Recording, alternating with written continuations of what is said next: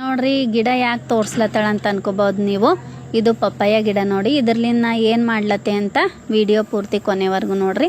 ಅದರದ್ದು ಎಲೆ ಎಲ್ಲ ಕಡ್ಕೊಂಡಿನಿ ನೋಡ್ರಿ. ಈಗ ಪಪ್ಪಾಯ ಗಿಡದು ಈ ಎಲೆ ಎಲ್ಲ ಚಂದ ನೀಟಾಗಿ ತೊಳ್ಕೊಬೇಕು. ಯಾಕಂತಂದ್ರೆ ಗಿಡದ ಮೇಲೆ ಧೂಳಿ ಅದು ಕೂಡ್ತದಲ್ರಿ, ಅದ್ರ ಸಲುವಾಗಿ ಎಲೆ ಎಲ್ಲ ಸ್ವಚ್ಛವಾಗಿ ತೊಳ್ಕೊಂಡು ಈ ರೀತಿ ಕುಟ್ಬೇಕು ನೋಡ್ರಿ. ಚಂದ ನುಣ್ಣಗಂದು ಪೇಸ್ಟ್ ಆಯ್ತು ಇರ್ತದಲ್ರಿ, ಆ ರೀತಿ ಆಗ್ಬೇಕು. ಇದು ಕುಟ್ಟಿ ನೀವು ಮಿಕ್ಸರ್ನೊಳಗೂ ಹಾಕೋಬಹುದ್ರಿ.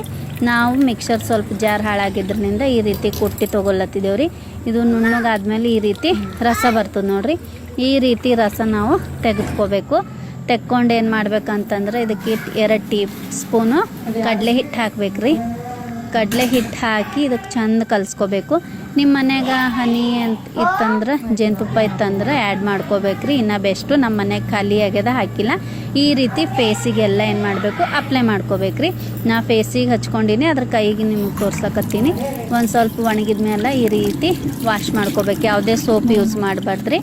ವಾಶ್ ಮಾಡ್ಕೊಂಡ್ಮ್ಯಾಗ ನೋಡ್ರಿ, ನಾ ಫೇಸಿಗೂ ಅಪ್ಲೈ ಮಾಡ್ಕೊಂಡಿದ್ದೆ, ಆದ್ರೆ ನಿಮಗೆ ಕೈ ಅಷ್ಟೇ ತೋರಿಸಿನಿ ನೋಡ್ರಿ. ಎಷ್ಟು ಗ್ಲೋ ಕೊಡ್ಲಕ್ಕತ್ತದ.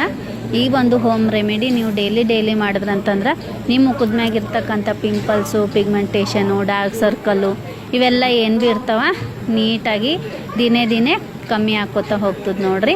ನಾ ಯಾವುದೇ ಸೋಪ್ ಹಾಕಿ ತೊಳ್ಕೊಂಡಿಲ್ರಿ ಮುಖನೂ. ಹಾಗೆ ಆ ರೆಮಿಡಿ ಹಚ್ಕೊಂಡಿದ್ದಲ್ರಿ, ಅದ್ರಲಿಂದ ಹಾಗೆ ಮುಗುರು ಬೆಚ್ಚಗಿನ ನೀರಾಗಿ ತೊಳ್ಕೊಬೇಕ್ರಿ. ಇನ್ನು ಚಂದ ಆ ರೀತಿ ಮಾಡಿದ್ರೆ ನೋಡ್ರಿ.